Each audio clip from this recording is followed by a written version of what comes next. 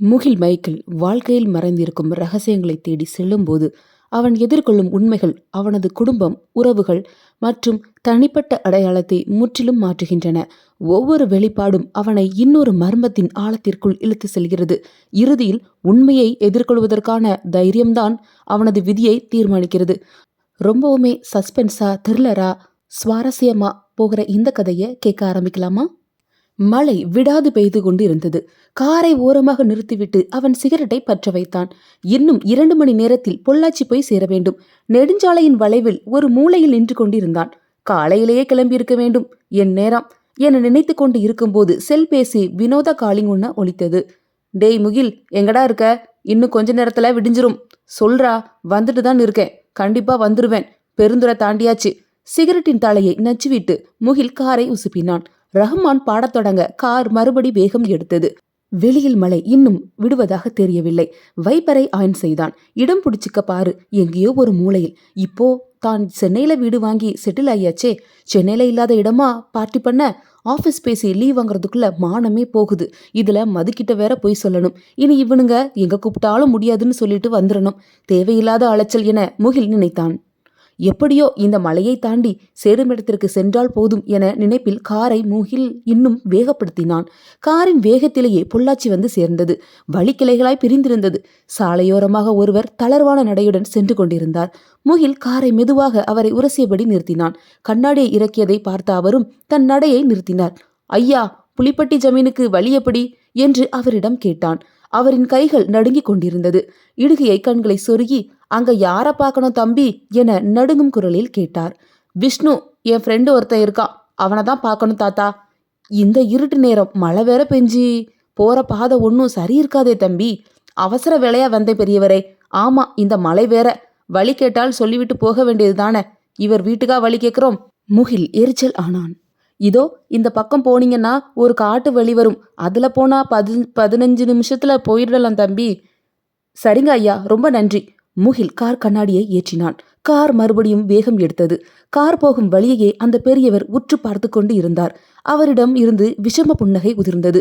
குண்டும் குழியுமான சாலையில் ஒரு வழியாக கார் அந்த பங்களாவை அடைந்தது. கேட்டின் வாசலில் நின்றபடி வண்டியின் ஹாரனை விடாமல் அடித்தான். உள்ளே இருந்து 3 பேர் சிரித்துக்கொண்டே வெளியே வந்தனர். மூவரின் கண்களும் காரில் யார் என பார்த்து முகில் என்றதும் காரின் கண்ணாடியை இறக்க சொன்னார்கள். வா மச்சான், உனக்காகத்தான் இவ்வளவு நேரம் காத்துக்கிட்டு இருந்தோம். 5 மணி பார்ட்டிக்கு இவ்வளவு சீக்கிரமா 7 மணிக்கே வருவேன்னு தெரியாது. ஒருவன் சிரித்து கொண்டே வந்தான். சாரிடா சாரதி, வழியில செம மழை, காரையே ஓட்ட முடியல. அங்க இங்க நின்னு வந்தேன், அதான் லேட் ஆயிடுச்சு. முகிலா, அது இதுன்னு சொல்லிட்டு சரக்க வாங்காம வந்துட்டியா என்ன? அது இல்லாம எப்படிடா, நீங்க கேட்டீங்கன்னு தான் பயங்கர ரிஸ்க் எடுத்து வாங்கியிருக்கேன். என்னதான் லோக்கலா வாங்கி அடிச்சாலும் நீ உஷார் பண்ற ஃபாரின் சரக்கு ஈடு இணையே இல்லடா.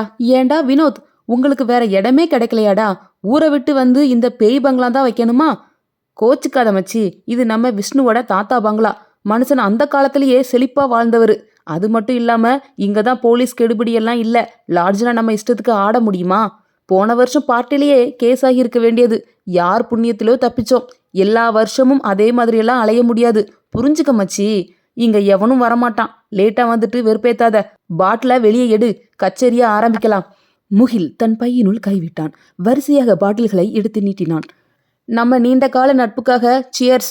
எல்லோரும் வட்டமாக அமர்ந்து கொள்ள அவர்களின் நடுவே ஆல்கஹால் ஆறு ஓட தொடங்கியது. சிப்ஸை எடுத்து கொறுத்தபடியே வினோத் ஆரம்பித்தான். எவ்வளவு வருஷம் ஆனாலும் நம்ம நட்பு இப்படியே தொடரணும்டா. எப்போ ஆரம்பிச்சது இதெல்லாம்? ஐயோ, இவன் ரேடியோவை ஆன் பண்ணிட்டானே, இனி விடிற வரைக்கும் பேசியே சாகடிப்பான். முகில் எழுந்து நடக்க தொடங்கினான். விஷ்ணு, நீ குடிக்கலையாடா? உனக்கு சேர்த்துதாண்டா வாங்கிட்டு வந்திருக்கேன். இல்ல வினோத், ஏன் ட்ரீட் தானே, நீங்க என்ஜாய் பண்ணுங்க. நானும் முகிலும் சும்மா நடந்துட்டு வரும்.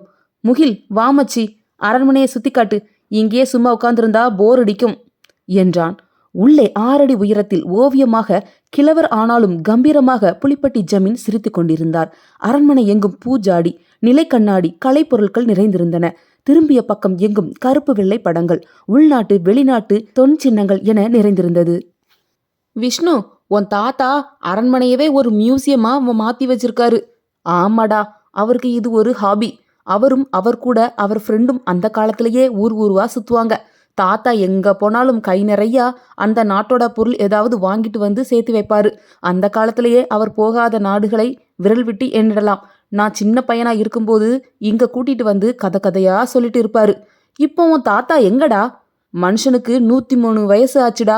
பாட்டி இருந்த வரைக்கும் இங்க தான் இருந்தாரு. அவங்க போன அப்புறம் கோயம்புத்தூர்ல அப்பா கூட தான் வச்சிருந்தோம். நடக்க எல்லாம் முடியாது, பேச்சும் குறைஞ்சிருச்சு. இப்போ அல்சைமரும் இருக்கு. அதனால ஹோம்ல இருக்காரு. அப்பப்ப நான் போய் பார்த்துட்டு வருவேன். அங்கே ஒரு மூலையில் கல்லால் செய்த ஜப்பானிய வீரன் சிரித்து கொண்டிருந்தான். தோள்குடுவை ஒன்று செவ்விந்திய கலாச்சாரத்தை சொல்லிக் கொண்டிருந்தது. சிலைகள், தட்டுகள், பொம்மைகள் என மொத்த உலோகமும் ஏதோ ஒரு வகையில் அங்கு இருந்தது. வேலைப்பாடுடைய கத்தி ஒன்று அழகாக இருந்தது. அதன் கைப்பிடியில் ஒரு சுருக்கங்கள், விழுந்த முகத்துடன் பொம்மை கிரீடத்துடன் அலங்கரிக்கப்பட்டு இருந்தது. காதுகளில் குண்டலம், மணிகள் கோர்த்து தங்க முலாம் பூசப்பட்டு இருந்தது. ஆர்வம் மேலிட முகில் அதை கையில் எடுத்தான். இன்னும் பளபளப்பு குறியாமல் இருந்தது. ஆ! முகில் அலறினான். கத்தி அவன் கையை கீறியிருந்தது. அதை எதுக்குடா எடுத்த? பார்த்து எடுக்க மாட்டியா? விஷ்ணு திட்டிக்கொண்டே முகிலின் காயத்தை கையில் இருந்த துணியால் துடைத்தான். இன்னும் ஷார்ப்பா ஆயிருக்கான்னு பார்த்தேன். இங்க விஷம் தடவன அம்பு கூட இருக்கு. அது தாத்தா அந்தமான் போனப்ப வாங்கினது. நீ பாட்டுக்கு எதையும் கெடுத்து வைக்காத. அதுக்கெல்லாம் மருந்தே இல்ல.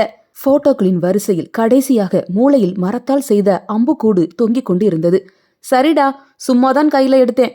திடீர்னு பட்டுருச்சு. நானே எதிர்பார்க்கல. லேசான காயந்தான். கையை வச்சுக்கிட்டு ஒழுங்கா இரு. எதுக்கு தேவையில்லாம எல்லாம் பண்ணிட்டு இருக்க? ரூமுக்கு வந்து சேரு, காலையில் பார்த்துக்கலாம். விஷ்ணு பேசியபடியே முன்னே நடந்து போனான். வினோத்தும் சாரதியும் தள்ளாடியபடியே வந்தார்கள். மாப்ள, செம்ம ட்ரீட்டா இன்னைக்கு. நீ குடிக்க மாட்டானாலும் எங்களுக்காக வாங்கின பாரு. இருவரும் விழப் போனார்கள். அடே, அறபோதில் உளராம போய் படுங்கடா. முகில் போட்டோக்களை பார்த்தவாறே நடந்து போனான். அங்கே கடைசியாக கண்ணப்ப நாயக்கரின் படமும் இருந்தது. தோற்றம் 1903, மறைவு 1976. புலிவால் மீசையுடன் கம்பீரமாக நின்று கொண்டிருந்தார். அவர் முகிலுக்கு வழிக்குரிய அதே பெரியவர். அத்தியாயம் 2. இரவு நேரத்தில் கடல் தன் இன்னொரு முகத்தை காட்டிக் கொண்டிருந்தது. பகல் எல்லாம் சூரியனின் ஆள்கைக்கு கீழ் அடக்கி வைத்து இருந்த எண்ணங்கள் முழுவதையும் இப்போது கரையிடமும் நிலவிடமும் வெளிப்படுத்தியது. முழு நிலவின் ஒளியில் என் முழு பலத்தையும் பார் என்பதாக அது கரையை அரைந்து கொண்டிருந்தது. இறுக்கி மடித்து கட்டப்பட்ட கட்டு மரங்களுடன் கடற்கரையின் படகுகள் இங்கு அவ்வளவையும் வேடிக்கை பார்த்து கொண்டிருந்தன. முழு கரையையும் சொந்தம் கொண்டாடும் அதன் எண்ணத்தை கலைத்தவாறு 5 பேர் அதன் கரையில் ஓடிக்கொண்டிருந்தனர். ஒரு மோட்டார் படகை கரையிலிருந்து கடலுக்குள் தள்ளினார். அது மண்ணில் தன் தடம் பதித்து கடலின் அலைக்குள் ஆடியது. மைக்கேலு, இன்னைக்கு கண்டிப்பா போய் தான் ஆகணுமா? அலை தூக்கி கிடக்கல. முழுசா கவுந்தோம்னா தூக்க கூட நாதி இல்ல. நால்வரிலும் சிறுவனாயிருந்தவன் பேசினான். சோசப்பு, கிறுக்காலே உனக்கு. திட்டம் போடும்போது வாயாலே பார்த்துக்கிட்டு கிடந்த தொடநடங்கி பைய. முத்து, போய் டீசலுக்கான அளவை பார்லே. மாறா, மணிக்கிட்ட போனா வாங்கு. முதல்ல செல்போனை எல்லாத்தையும் ஆஃப் பண்ணுங்களே. கோஸ்டல்காரன் கோழி அமுக்கறாப்புல அள்ளிக்கிட்டு போனோம். சரக்கு போய் உள்ளேயும் கிடக்கணும். கடல்ல இறங்குனதுல இருந்து கரமண்ணை மிதிக்கிற வரைக்கும் எவனாச்சும் ஏதாச்சும் பேசின அப்படியே அறுத்து போட்டுட்டு மீனுக்கு இறையாக்கிடுவேன். படகிலும் விளக்குகள் அணைக்கப்பட்டது. தள்ள நினைத்து தன்மேல் மோதிய அலைகளை எல்லாம் மதிக்காமல் மோட்டாரின் விசையில் அது கடலை கிழித்து கொண்டு சென்றது. யாருக்கும் பேச இடம் கொடுக்காமல் மைக்கேல் முழு படகினையும் தன் கட்டுப்பாட்டில் வைத்துக் கொண்டிருந்தான். அவன் மேல் இருந்த பயத்தை விட படகில் அவனுடன் வந்த அனைவரும் அவன் தந்தை ராயரின் மேல்தான் பயம் அதிகமாக இருந்தது. மைக்கேலு, உங்க அப்பா பேச்சுக்காகத்தான் மொத்த தூத்துக்குடியும் தலை குனியுது. அவரு புள்ள இப்படி ஊக்கு போட்டு தான் காசு எடுக்கணுமா? எங்களுக்கு தான் வயத்து பொழப்பு, மீன் பத்தலை, அதையும் இதையும் விற்கோம். உனக்கென்னலே ராசா வீட்டு புள்ள? மணி ஒரு பயத்துடனே பேசினான். போலே கோட்டி, என்னையும் ஒன்ன மாதிரி காசுக்கு ஆசைப்படுற பையன்னு நினைச்சியாலே? இன்னைக்கு எங்க அப்பனை நிமிர்ந்து பார்க்க பயப்படுற பையெல்லாம் நாளைக்கு என்னைய ஏறிட்டு மிதிச்சுட்டு போயிடுவான். இன்னைக்கு மொத்த ஆர்வரம் மைக்கேல்னா திரும்பி பார்க்குது. அதுக்கு என்னலே காரணம்? நான் ராயர் பிள்ளைன்னு சொல்றதை விட மைக்கேல் பேரு சம்பாதிக்கணும். அந்த பேருக்குத்தாலே இம்புட்டு வேலையும் பார்க்கேன். படகில் இருந்த அனைவருக்கும் நாளைக்கே ஏதாவது பிரச்சனை என்றால் இவன் ராயரின் மகன் என்ற ஒரே காரணத்துக்காகவே வெளியே வந்து விடுவான். ஆனால் நாம் என்ன செய்வது என்ற பயம் இருந்தது. மணியும் ஜோசப்பும் ஒன்றும் அவ்வளவு நல்லவர்கள் அல்ல. போன வாரம் கூட கடலுக்கு இரவில் இதே வேலையாய் சென்றவர்கள்தான். ஆனால் இவன் கை வைப்பது எல்லாம் துக்கடா விஷயங்கள் அல்ல. இப்போது கூட போதைப்பொருள் ஏதோதான் இறக்கப் போகிறான். நாம் உள்ளே போனால் நம் குடும்பத்தை யார் பார்ப்பது என்ற கவலை. இவனை எதிர்த்து பேசினால் ராயரையும் பகைத்து கொள்ள வேண்டும். வேறு வழி இல்லாமல் தான் வந்திருக்கிறார்கள். முத்து தயங்கி தயங்கி கேட்டான். உங்க ஐயாவுக்கு தெரிஞ்சா என்ன ஆகும்? போற போக்குல கடல் போலீஸு வாராங்கன்னு வையேன், ராயரு போட்டுனா எவன் கேப்பான்? எங்க அப்பனுக்கு தெரியாம இன்னைக்கு சுலுவா வச்சிருக்கேன், ஓட்டுங்களே பேசாம. படகு உயிர் பெற்று ஓடத் தொடங்கியது. அதற்கு பிறகு யாரும் பேச்செடுக்கவில்லை. படகும் பாதி தூரம் வந்தாயிற்று. இனி பாதிப்பில்லாமல் கரை சேர என்ன வழி என்றுதான் யோசிக்க முடியும் என்ற மனநிலைக்கு எல்லோரும் வந்திருந்தனர். கடலினுள் சில தூரம் சென்ற பின் மைக்கேல், அந்த மெதவ பக்கமா போங்கள, பொட்டி அங்கதான் விழும், மாறனை இறக்கி விடுங்க, அவனும் கத்துக்கலட்டும் என்றான். மாறன் தன் உடைகளை கலட்டி வளைந்த கொக்கி ஒன்றினை கையோடு எடுத்து குதிக்க தயாரானான். அலைகள் படகை முன்னும் பின்னும் இழுத்து தள்ளியது.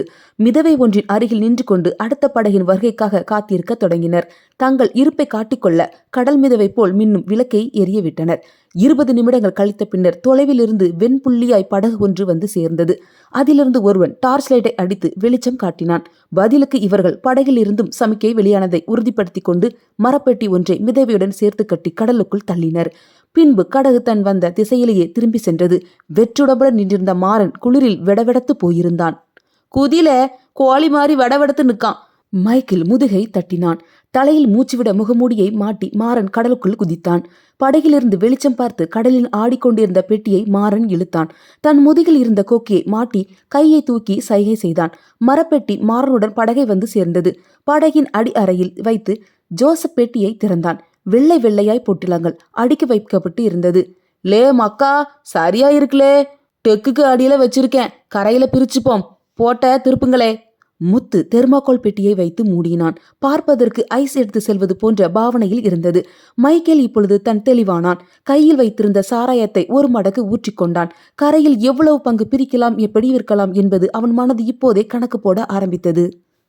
கரைக்கு படகு வந்து சேர்ந்தது. வலையில் சுற்றி பெட்டியை தனியாக கொண்டு வந்தனர். கரையில் அணைத்திருக்கும் சாட்சியாய் நிலவை தவிர வேறு யாரும் இல்லை. மணி, மைக்கேல், ஜோசப், முத்து நால்வரும் பங்கு பிரித்து முடிவானது. இவ்வளோ சரக்கு இதுக்கு முன்னாடி எடுத்ததே இல்லை, சூதானமா விற்கணும், எவனும் மாட்டிக்காம இருக்கணும், பார்த்து போங்களே. மாறா, நீ மணி கூட சேர்ந்து கத்துக்க, அடுத்த இறப்புல உனக்கும் பங்கு தரோம், இப்போதைக்கு இதை வை.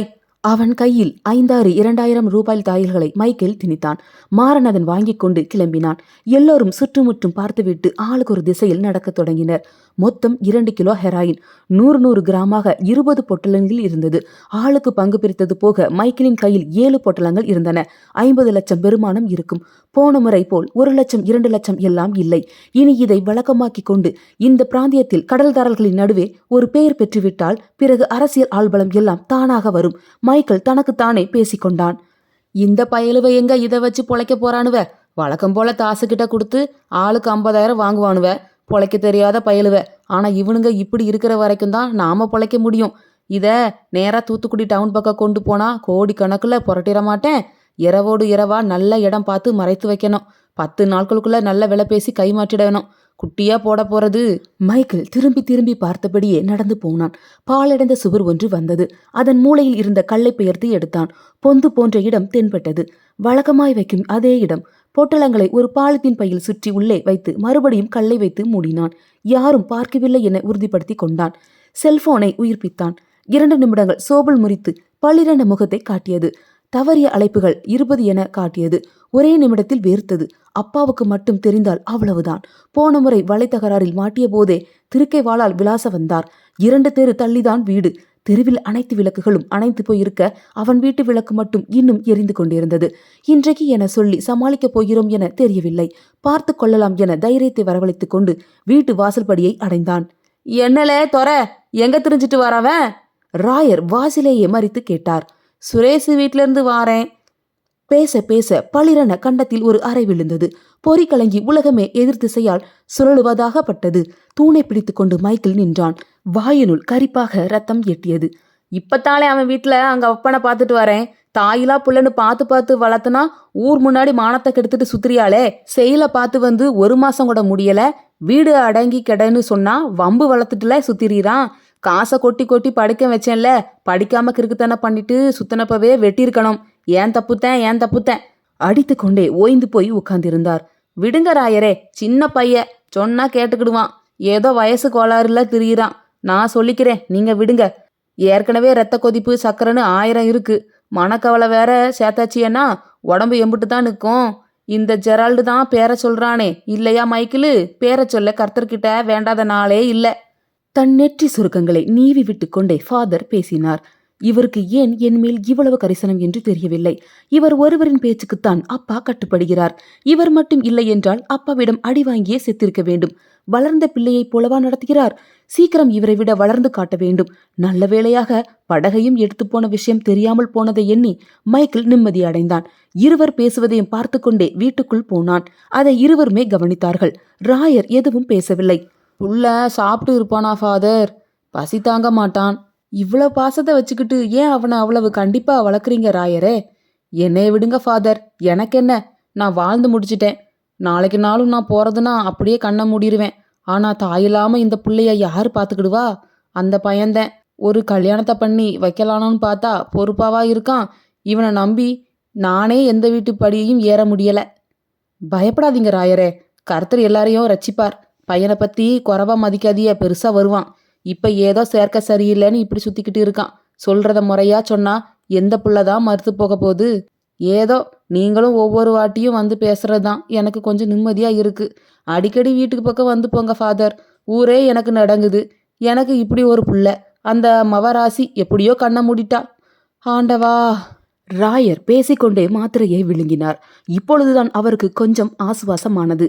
மேல் மூச்சு வாங்கியபடியே நெஞ்சே நீவி விட்டு கொண்டார். ஃபாதருக்கும் கிளம்பலாம் என தோன்றியது. ராயரிடம் சொல்லிக்கொண்டு ஜெபமாலையும் பைபிளுமாக சாலையில் நடந்தார். ராயர் அப்படியே ஊஞ்சலியே தலையை சாய்த்தார். மறுநாள் கடலை கிழித்து கொண்டு சூரியன் சோம்பில் முறித்தான். மைக்கேல் கண்ணை கசக்கிக் கொண்டு தன் அறையை விட்டு வெளியே வந்தான். ராயர் அதிகாலையிலேயே மீன் நிலவரம் பார்க்க மார்க்கெட்டுக்கு சென்றிருந்தார். சமையல்காரி தன் வேலையெல்லாம் முடித்துவிட்டு கையை துடைத்தபடியே வந்தாள். ஐயா, நெத்திலி குழம்பும் வேறாலும் வச்சிருக்கேன். பாத்திரம் எல்லாம் கழுவியாச்சு. வேற ஏதாவது செய்யணுமாங்க ஐயா? இல்ல நீ கிளம்பு. பெரியய்யா கிட்ட சொல்லிருங்க ஐயா, நான் நாளைக்கு வாரேன். அவள் கிளம்பினாள். குழம்பு மனம் தூக்கலாக வந்தது. நன்றாக சாப்பிட்டு விட்டு மறுபடியும் தூங்க போகலாம் என மைக்கேல் நினைத்தான். கையில் ஒரு சொம்பில் தண்ணீர் எடுத்துக்கொண்டு வெளியே வாய் கொப்பளித்தான். வெயில் சுளீரென அடித்து கண்களை கூச செய்தது. பின்னால் இருந்து யாரோ கொத்தாக பிடித்தனர். மைக்கேல் திமிரியபடியே திரும்பி பார்த்தான். காக்கி உடையில் 4 போலீஸ்காரர்கள் நின்றிருந்தனர். மைக்கேல் மிரட்சியுடன் அவர்களை பார்த்தான். வந்தது போலீஸ் வாகனமாதனால் கொஞ்ச நேரத்தில் கூட்டம் கூடிவிட்டது. மைக்கேல் கையை தட்டிவிட்டான். சார், கையை எடுங்க. எதுக்கு சார் என்ன பிடிக்கிறீங்க? தோற சொன்னாதான் வருவீங்களோ? ஏறல வண்டியில. மைக்கேல் அத்தனை பேர் முன்பும் ஜீப்பில் ஏற்றப்பட்டான். அத்தியாயம் 3. வெயில் சுளீரென முகத்தில் அடித்தது. முகில் போனை எடுத்து பார்த்தான். மணி 10 என காட்டியது. இவ்வளவு நேரமாகவா தூங்கியிருக்கிறோம் என முகில் தன்னைத்தானே நொந்து கொண்டான். 20 தவறிய அழைப்புகள். மது என பெயரிடப்பட்டு இருந்தது. முகில் வாரி சுருட்டி கொண்டு எழுந்து உட்கார்ந்தான். மற்ற அறிவிப்புகளை புறந்தள்ளிவிட்டு உடனடியாக திருப்பி அழைத்தான். சில நொடி அழைப்புகளுக்கு பின் மறுமுனையில் அழைப்பு ஏற்கப்பட்டது. ஹலோ, நீதானா? சொல்லு மது, என்ன விஷயம்? முகில் கொட்டாவி விட்டுக்கொண்டே பேசினான். ஏங்க இவ்வளவு நேரம் எடுக்கல? விடிய விடிய கூப்பிட்டு நான் ரொம்ப பயந்துட்டேன். என்ன ஞாபகமே இல்லையா? குழந்தைங்க ஞாபகம் கூடவா இல்ல? பெரியவ நீங்க குட் நைட் சொல்லுவீங்கன்னு முழிச்சுக்கிட்டே இருந்தா. சாரி மது, நேத்து இங்க வர்றதுக்கே 12 மணி ஆயிடுச்சு. அதான் அப்படியே டயர்டாகி படுத்துட்டேன். இன்னைக்கு ஈவினிங் கிளம்பிடுவேன். நாளைக்கு காலையில அங்க இருப்பேன். நீ குழந்தைங்க எல்லாம் சாப்பிட்டாச்சா? மணி 10 ஆக போகுது. இன்னுமா சாப்பிடாம இருப்போம்? சாப்பிட்டுட்டு பெரியவளும் சின்னவளும் பக்கத்து காம்பவுண்டுக்கு விளையாட போயிட்டாங்க. நான் தான் உங்களை காணும்னு பார்த்துக்கிட்டே இருந்தேன். சரி, நான் அப்புறமா கூப்பிடுறேன். பாய். எல்லோரும் உறங்கிக் கொண்டுதான் இருந்தார்கள். அவன் காயத்தை பார்த்தான். ரத்தம் உறைந்து கருஞ்சிவப்பாகி காய்ந்து விட்டிருந்தது. வலியும் ஏதும் இருப்பதாக தோன்றவில்லை. முகில் அதை உறுதிப்படுத்துவதற்காக ஒரு முறை அழுத்தி பார்த்தான். ஐயா, ஐயா, யாராவது இருக்கீங்களா? வாசலில் சத்தம் கேட்டது. முகில் எழுந்து போனான். வெளியே கைலியும் முண்டா பனியனுமாக ஒருவன் நின்று கொண்டிருந்தான். முகிலை பார்த்ததும் தோளில் கிடந்த துண்டை எடுத்து கையிடுக்கில் வைத்துக் கொண்டான். கையில் பெரிய கேரியர் இருந்தது. அவன் மூச்சு பிடித்து கேரியரை எடுத்து வீட்டின் வாசலில் வைத்தான். சின்னையா இல்லீங்களா? உங்க சின்னையா தூங்குறாரு. என்ன, ஏதாவது விசேஷமா? பெரியய்யா சாப்பாடு கொடுத்துட்டு வர சொல்லியிருந்தாரு. சாயங்காலம் மறக்காம ஐயனார் கோயிலுக்கு வர சொன்னாரு. வந்துடலாம். கேரியர்ல என்ன கொடுத்து விட்டுருக்காங்க? வீட்டுக்குள்ள கொண்டு போய் வச்சுட்டு போ. காலையில ஆடு அடிச்சாங்க ஐயா. கறி குழம்பாதான் இருக்கும். வேற உள்ளார என்ன இருக்குன்னு தெரியல. தப்பா நினைக்காதிய. நாங்க உள்ள வந்தோம்னு தெரிஞ்சா பெரியய்யா தோலை உரிச்சிடுவார். வேற ஏதாவது தேவைன்னா ஒரு குரல் கொடுங்க. நான் தோப்புக்குள்ளதான் வேலை பார்த்துக்கிட்டு இருப்பேன். உடனே வந்துருவேன். அவன் மறுபடியும் ஒரு கும்பிடு வைத்துவிட்டு வெளியேறினான். டேய், எல்லாரும் எந்திரிச்சு சாப்பிடுங்கடா. ஏதோ கோயிலுக்கு போகணும்னு விஷ்ணு அப்பா சொல்லி ஆள் அனுப்பி விட்டுருக்காரு. நாம லேட்டா போனா அப்புறம் தண்ணி அடிச்சுட்டு தான் கிடக்குறோம்னு கண்டுபிடிச்சிருவார். முகில் எழுப்பினான். போதை தெரியாமல் எல்லோரும் புரண்டு புரண்டு படுத்தனர். முகில் ஒருவாறாக எல்லோரையும் எழுப்பினான். எல்லோரும் எழுந்து சாப்பிட்டு விட்டு ஜீப்பில் ஊர் சுற்ற கிளம்பினார்கள். கிராமம் முழுவதுமே பச்சை வெயில் போர்த்தப்பட்டு இருந்தது. வயலும் தோப்பும் மண் வாசனையும் ரசித்துக் கொண்டே சென்றனர். காரை ஒருபுறம் நிறுத்திவிட்டு வாங்கடா நடந்து போலாம் விஷ்ணு அழைத்து சென்றான். பம்பு செட்டில் குளியல், இளநீர் குடித்துவிட்டு தோப்பிலேயே உறங்கி எழும்போது மணி 5 ஆகி இருந்தது. எல்லோரும் கிளம்ப தயாராயினர். விஷ்ணு, இங்க ஒரு ஐயனார் கோயில் இருக்கு, போகலாம் வரீங்களாடா? முகில், இல்லடா, ஊருக்கு போகணும். மது வேற கூப்பிட்டுக்கிட்டே இருக்கா. எனக்கு பெருசா நம்பிக்கை இல்ல. 5 மணி தானே ஆச்சு, 7 மணிக்கு கிளம்பிடலாம். இவ்வளவு தூரம் வந்துட்டு இப்போ போனீனா அப்பா சங்கடப்படுவார்டா. என்னடா அப்பா சென்டிமெண்ட் இது. சரி, அப்பாவுக்காக சீக்கிரம் முடிச்சிட்டு கிளம்பிடலாம். ஓகே? 10 அடி உயரத்தில் ஐயனார் சிலை, சுத்தியும் ஆளுயர அருவாள் வைக்கப்பட்டு இருந்தது. ஆங்காங்கே மலர்கள் அலங்காரம் செய்யப்பட்டு இருந்தது. வாங்க தம்பிகளா, நல்லா இருக்கீங்களா? விஷ்ணுவின் அப்பா வரவேற்றார். வயதானாலும் முடி இன்னும் கருமையாக இருந்தது. தொப்பையை மறைத்து தோல் துண்டை தொங்க விட்டிருந்தார். கழுத்தில் தொங்கிய புலிப்பல் சங்கிலி எப்படியும் 10 பவுன் தேரும் போல் இருந்தது. நல்லா இருக்கும் அங்கிள். நால்வரும் தலையசைத்தனர். என்ன திடீர்னு கோவில் படையில் எல்லாம்? இவனுக்கு அப்படியே பொண்ணு பார்த்துட்டீங்களா? சாரதி கேட்டான். அதெல்லாம் இல்லப்பா, இவன் நல்லபடியா வெளிநாடு போனான்னா படையல் போடுறதா வேண்டியிருந்தோம். அதான் இன்னைக்கு நாள் பார்த்து வச்சோம். அதுக்கப்புறம் இவன் கிளம்பி போயிட்டான்னா எப்ப வருவான்னு யாருக்கு தெரியும்? வேண்டுதல் நின்று போயிடக்கூடாதுல்ல. இது கொஞ்சம் துடியான சாமி வேற. ஆரம்பிச்சிட்டிங்களா ஐயா? பூசாரி பூஜையை தொடங்கினார். வேண்டியதெல்லாம் இருக்கின்றதா என ஒருமுறை பார்த்து கொண்டார். பூ, பழம், அருவாள், சாராய பாட்டில், சுருட்டு இவைகளோடு நாட்டுக்கோழி ஒன்றும் ஒரு மூங்கிலில் கட்டி தொங்கப்பட்டு வைத்திருந்தது. அது அடிக்கடி தன் சிறகை படபடவென அடித்து கொண்டிருந்தது. உடுக்கை அடித்து பாடத் தொடங்கினார். 4 திசை நடுநடுங்க, நாட்டு மக்கள் குளம் துலங்க, நீயே காவல்னு நம்பி கிடக்கும். வேல்கம்பு, வீச்சருவா, வெள்ளக்குதிரை இவையோடு நாங்களும் உந்தன் சொத்து. நலம் பெறவே வருவாய் எங்கள் ஐயா. வெள்ளாமை செஞ்சு வச்ச மொத்த நெல்லு, வேண்டி வச்ச படையல், வெள்ளாட்டி கறி விருந்து, காத்து கிடக்கு ஐயனாரே வாரும் ஐயா. பாடியபடியே கோழியின் கருத்தை அறுத்து பலி கொடுத்தார். அதன் இரத்தத்தை எடுத்து எலுமிச்சம் பழத்தில் தடவினார். அதனை 4ஆக அறுத்து திசைக்கொன்றாக எறிந்தார். கண்களை மூடி தியானத்தில் ஆழ்ந்தார். ஏய்! பூசாரி நாக்கை துரத்தியபடி அருள் வந்து ஆடத் தொடங்கினார். அதுவரை நின்று கொண்டிருந்த விஷ்ணுவும் அவன் அப்பாவும் சாமி என பூசாரியின் காலில் விழுந்தனர். தோளில் இருந்த அவர் துண்டு அடுத்த நொடிய இடுப்பில் எடுத்து கட்டி கொண்டார். உன் மகன் ஏன் மகன்டா, அவனை நான் அனுப்பி வைக்கிறேன்டா, போ. சரி சாமி, சரி சாமி, உங்களை நம்பிதான் இருக்கோம், நீங்க தான் காப்பாத்தணும். இருவரும் மிகவும் பவ்யமாய் பூசாரியின் காலில் விழுந்தனர். ஆனால் அதனை அவர் சட்டை செய்ததாக தெரியவில்லை. ஆக்ரோஷமாக ஆடிக்கொண்டிருந்தார். சொன்னபடியே பூச வச்சுட்ட, ரொம்ப திருப்திடா, ரொம்ப திருப்தி. என் ஆசீர்வாதம் உனக்கு என்னைக்கும் உண்டு. நான் காப்பாத்துறேன்டா உங்களை. எல்லோரும் போய் பூசாரியின் காலில் விழுந்தனர். டேய் முகில், நீயும் விழுடா, தப்பா நினைச்சுக்க போறாங்க. எல்லாரும் விழுகிறப்ப நீ மட்டும் நின்னா மரியாதைவா இருக்கும். வினோத் இழுத்தான். டேய், எனக்கு தான் நம்பிக்கை இல்லைன்னு தெரியும்ல, அப்புறம் எதுக்கு என்ன இழுக்கிற? முகில் வேண்டாம் வெறுப்பாய் அவர் பக்கத்தில் போனான். சாமி, இவனுக்கும் ஒரு வாக்கு சொல்லுங்க. பூசாரி முகிலின் கண்ணையே பார்த்தார். அவர் முகம் மாறத் தொடங்கியது. தலையை இடம்பலமாக ஆட்டினார். சிலிர்த்து கொண்டார். வாடா மகனே, என்னடா கேட்ட? வாக்கா? இனிமே நான் சொல்ல ஒன்னும் இல்லடா. நீயா மறுபடி வருவ, என்னை தேடி நீயே வருவ. வாசல்ல நிக்கிறடா நீ. வழி தெரியுதா? இருட்டு தெரியுதா? மேலே எதையோ வெறித்து நோக்கினார். அவரின் கண்கள் கோபத்தால் சிவந்தது. கைகள் இரண்டையும் வானத்தில் எதையோ விரட்டுவது போல் வீசினார். திடீரென எதையோ துரத்துவது போல் எழுந்தார். தட்டில் விபூதி நிரப்பி வைக்கப்பட்டிருந்தது. அதை எடுத்து வானத்தினை நோக்கி வீசினார். குங்குமத்தை எடுத்து வீசினார். காற்றின் நிறத்தை அது இரத்த சிவப்பாக மாற்றியது. என்ன தைரியம் இருந்தா என் பக்கத்திலேயே வருவ? பூசாரி மண்ணை நாலா பக்கமும் வாரி எறிந்தார். நாக்கை துருத்தி முறைத்து பார்த்தவரை இருந்த அவரது கண்கள் திடீரென சொரிய நிலையில் மாற அப்படியே மயங்கி விழுந்தார். முகிலுக்கு எதுவும் புரியவில்லை. அவன் அவரையே வெறித்து பார்த்து கொண்டிருந்தான். அத்தியாயம் 4. ஜீப் போலீஸ் ஸ்டேஷனில் கீச்சிட்டு நின்றது. பின் கதவு திறந்து மைக்கிலை கீழே இறக்கினர். இன்ஸ்பெக்டர் அவன் கழுத்தை பிடித்து தள்ளினார். டேபிளின் மேல் கையை வைத்து நின்றான். திரும்பி இன்ஸ்பெக்டரையே முறைத்தான். பளிரென ஒரு அறை விட்டார். என்னையே முறைக்கிறியாளே, பொட்டலம் கடத்துற கூவ. இந்த முறை உங்க அப்பா என்ன, அந்த கடவுளே வந்தாலும் உன்னை வெளியே எடுத்துட்டு வர முடியாது. உங்க 2 பேர் ஆட்டத்தையும் ஒரே கேட்ஸ்ல அடக்கிறேனா பாருலே. ஏழை ஏட்டு, இவங்கிட்ட கையெழுத்து வாங்கிட்டு பிடிச்சி செல்லுல போடுலே, சாயங்காலம் உரிச்சு விடுறேன். சார், பழசையெல்லாம் மனசுல வச்சு இப்ப பிடிச்சி உள்ள வச்சிட்டீங்கல்ல, வெளியில வருவேன். அப்ப மொத்த கணக்கையும் தீர்த்துடுறேன். இன்னைக்கு உங்க காட்டுல மழை, ஆடிக்கோங்க நல்லா. ஏட்டு மைக்கேலை செல்லினுள் அடைத்து பூட்டினார். இது ஒன்றும் அவனுக்கு புதிதல்ல. போன மாதம் கூட மார்க்கெட்டில் ராயரை எதிர்த்து பேசினார் என்று 2 பேரை அடித்து உள்ளே வந்து இருந்தான். ராயரின் செல்வாக்கால் கேஸ் கோர்ட் வரை போகக்கூட முடியவில்லை. செல்லில் வைத்த 1 மணி நேரத்தில் வெளியே வந்துவிட்டான். புகார் கொடுத்தவர்களே வந்து திரும்ப பெற்றுக்கொண்டதால் அந்த கேஸ் ஒன்றும் இல்லாமல் ஆகிவிட்டது. அப்போதிருந்தே தன் மேல் இந்த இன்ஸ்பெக்டருக்கு ஒரு கண் இருந்ததை மைக்கேல் அறிவான். அதையெல்லாம் அசை போட்டபடியே சுவற்றில் சாய்ந்து அமர்ந்து யோசித்துக் கொண்டிருந்தான். அங்கே இன்னொருவரும் இருந்தான். எங்கேயோ பார்த்த உருவம் போல் இருந்தது. யாராயிருக்கும் என யோசித்தான். ஏற்கனவே நன்றாக அடித்து துவைத்திருந்தனர். கிழிந்த துணியை ஒரு மூலையில் சுற்றி வைத்திருந்தது போல் அந்த உருவம் கிடந்தது. இது கண்டிப்பாக அந்த இன்ஸ்பெக்டரின் வேலைதான். நம்மேல்தான் பகை என்று நினைத்தால் வேறு யாரையோ அடித்து துவைத்திருக்கிறார். எப்படியும் இன்னும் 1/2 மணி நேரமோ இல்லை 1 மணி நேரமோ. அது வரைக்கும் நேரம் போக வேண்டுமே. மைக்கேல் மெதுவாக பேச்சு கொடுத்தான். யார்லே அவன்? மைக்கேலு. தெரிந்த குரல். யாராயிருக்கும்? மைக்கேல் பக்கத்தில் போய் தலையை திருப்பினான். மாறா, நீயாலே? நீ எப்படி இவங்கிட்ட மாட்டின? உனக்கு காசை மட்டும்தானே கொடுத்து அனுப்பிச்சேன். நீ எப்படில சிக்குன? மைக்கேல் அதிர்ந்தான். மாறனின் உடல் இனி நிற்க முடியாது என்னும் அளவுக்கு இருந்தது. இன்னும் 4 அடி அடித்தால் கூட உயிர் பிழைக்க மாட்டான் போல்தான் இருந்தான். சாட்சி தயார் செய்ய இந்த இன்ஸ்பெக்டர் இவ்வளவு தீவிரமா இருப்பான் என நினைக்கவே இல்லை. எங்க அம்மா உன் கூட சேராதுன்னு பல வாட்டி சொன்னாங்க மைக்கேலு.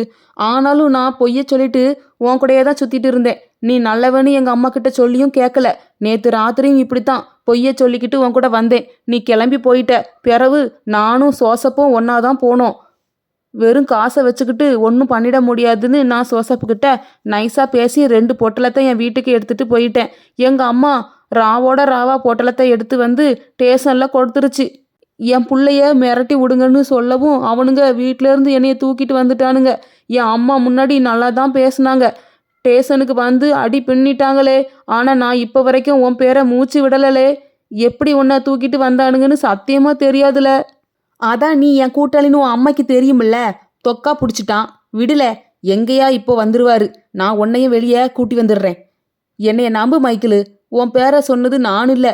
சரி சரி விடல. இதென்ன எனக்கு புதுசா? நீ தான் வாட்டி வர்றவன். நான் மாசம் மாசம் வந்துட்டு போயிட்டு தான் இருக்கேன். இதுக்கெல்லாம் நடுங்காதல.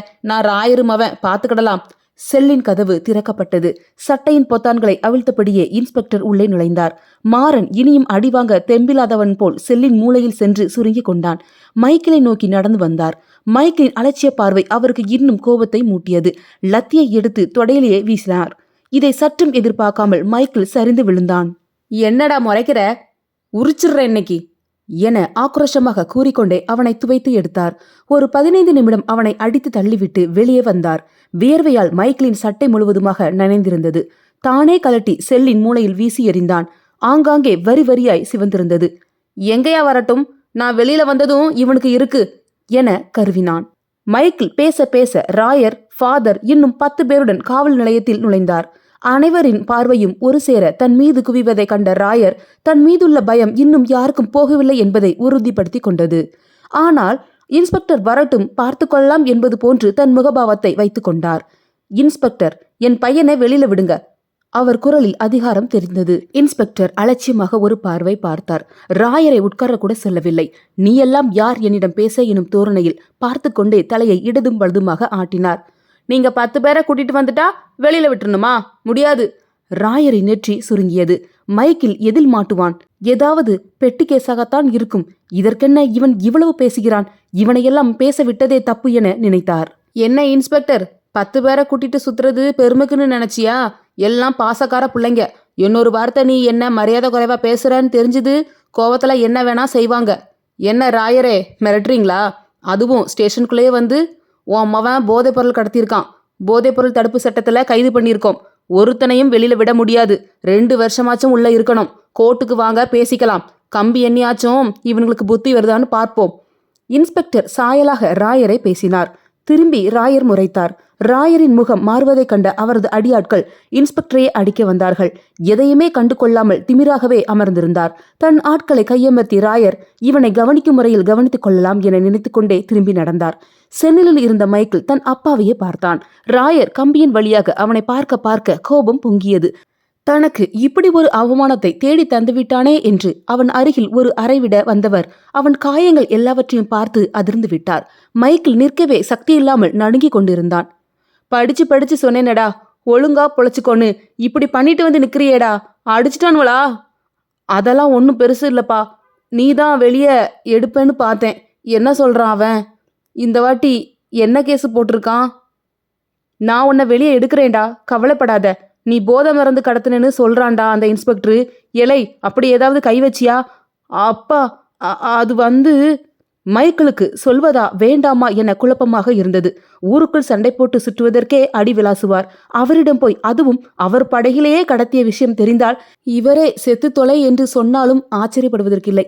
வேண்டாம், இப்பொழுது உண்மையை சொல்லி மாட்டிக்கொள்வதை விட பெரிய முட்டாள்தனம் எதுவும் இருக்க முடியாது. அப்பா, நான் எதுவும் பண்ணலப்பா. அவன் அந்த மார்க்கெட் சண்டைய நினப்புல வச்சுதான் இப்படி பண்றான்னு நினைக்கேன். இப்போ என்னைய என்ன செய்ய போறானாம்? உன்னையெல்லாம் ஏதாவது பண்ணுவானுன்னு தெரிஞ்சது கழுத்து மேல எதுவும் நிற்காது. கோர்ட்ல பார்த்துக்கிடுதேன். நம்ம கான்ஸ்டபிள் மதரமுத்துக்கிட்ட சொல்லிட்டு போறேன். கொஞ்சம் பொறுத்துக்க. அது வரைக்கும் அவர் கவனிச்சுக்குவாப்ல.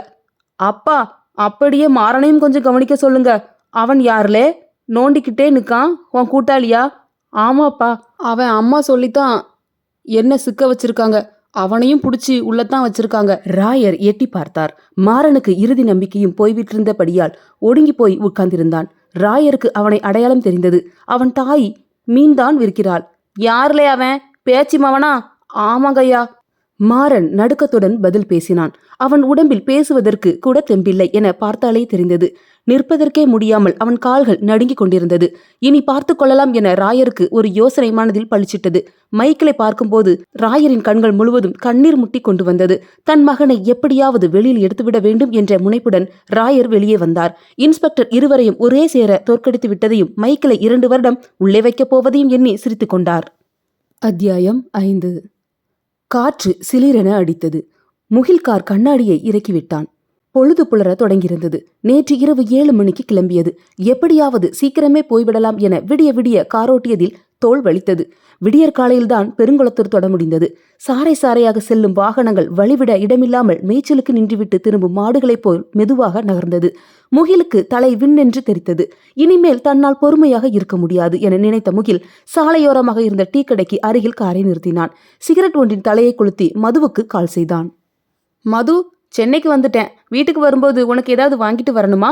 இல்லைங்க, நீங்க நேரத்துக்கு வந்தா போதும். இன்னைக்கு லீவ் போடுறீங்களா இல்ல டிஃபன் ரெடி பண்ணவா? ஏற்கனவே மேனேஜர் கத்துவான். லீவ் எல்லாம் போட முடியாது மது. நான் குளிச்சுட்டு கிளம்பிடுவேன் மது. டிஃபன்லாம் வேண்டாம், கேன்டீன்ல சாப்பிட்டுக்கிறேன். வார்த்தைக்கு வார்த்தை மது மதுன்னு நீங்க கூப்பிடுற குரலையே இப்பதான் கேட்க முடியுது. சரிங்க, நான் போய் குழந்தைங்கள ஸ்கூலுக்கு அனுப்புறேன். நீங்க பத்திரமா வாங்க. எத்தனை மணிக்கு வருவீங்க? இங்க இருக்கிற டிராஃபிக்கை பார்த்தா இன்னைக்கு வர முடியாது போல தெரியுது. முன்னாடி நிக்கிறவன் டிஃபனை ஆர்டர் பண்ணிட்டான். குழந்தைகளை ஸ்கூலுக்கு அப்போ யார் கூட்டிட்டு போவா? உங்களுக்கு கொஞ்சம் கூட பொறுப்பே இல்லையா? அதெல்லாம் கவலைப்படாத. பக்கத்து வீட்டு குழந்தைகளும் அதே ஸ்கூலுக்கு தான் போகுது. இன்னைக்கு ஒரு நாள் அவங்க கூட போக சொல்லு. நாளைக்கு அவங்க குழந்தைகளும் நானே கூட்டிட்டு போய் விடுறேன். உங்களோட இதே தொல்லையா போச்சு. வீட்டுக்கு வாங்க, பேசிக்கலாம். நான் வைக்கிறேன். முகில் காலை கட் செய்தான். சென்னை டிராபிக்கில் வீடு வந்து சேரவே 9 மணி ஆகியிருந்தது. அவசர அவசரமாய் குளித்து கிளம்பினான். குளித்துவிட்டு வெளியே வரும்போது மது கையில் கத்தியுடன் நின்று கொண்டிருந்தாள். என்னங்க இது கத்தி? முகிலுக்கு இரவெல்லாம் கார் ஓட்டியதில் தலை வலித்தது இன்னும் குறையவில்லை. இது பங்களாவில் இருந்த கத்தி. இது எப்படி என் காருக்குள் வந்தது? ஒருவேளை விஷ்ணு வைத்திருப்பானா? தானே போதையில் எடுத்து வைத்திருப்போமா? அவனுக்கு யோசிக்க எல்லாம் நேரமில்லை. நீ அதை கொண்டு போய் வை மது, அப்புறமா சொல்றேன். நல்லா இருக்குங்க. ஏதோ அந்த காலத்து பொருள் போல. குழந்தைங்க கையில படாம தனியா எங்கேயாச்சும் வைக்கிறேன். பிச்சு போட்டு விடுவாங்க. மது கத்தியை எடுத்துக்கொண்டு உள்ளே போனாள். முதல் வேளையாக செய்தித்தாளை எடுத்து அதன் கூர்மையான பகுதிகளை சுற்றி மூடினாள். ஆமா மது, அது விஷ்ணு அரண்மனையில இருந்தது. 400 வருஷம் பழமையானது. அவன் தாத்தா எங்கேயோ போனப்போ வாங்கினதாம். இது அவருக்கு ஒரு ஹாபி. கைப்பிடி தங்கமா? பளபளன்னு மின்னுதே. எங்க இருந்துங்க உங்களுக்கு இப்படியெல்லாம் கிடைக்குது? தங்கமெல்லாம் இல்ல மது, அதை நீ எடுத்துட்டு போ. சும்மா நொய்யின்னு தொந்தரவு பண்ணிக்கிட்டு. தெரிஞ்சுக்கலான்னு கேட்டா இப்படி கத்துறீங்களே. உங்ககிட்ட போய் கேட்டேன் பாருங்க, சிடுமூஞ்சி. முகில் எதையும் கண்டு கொள்ளும் மனநிலையில் இல்லை. தலை ரொம்ப பாரமாக இருந்தது. தூங்கி எழுந்தால் சரியாகிவிடும் என்று நினைத்தான். ஒரு 10 நிமிடம் தூங்கி எழுந்து போகலாம் என்று படுத்தான். கண் விழித்து பார்க்கும்போது தன் மகள் காலை கட்டி கொண்டு இருந்தாள்.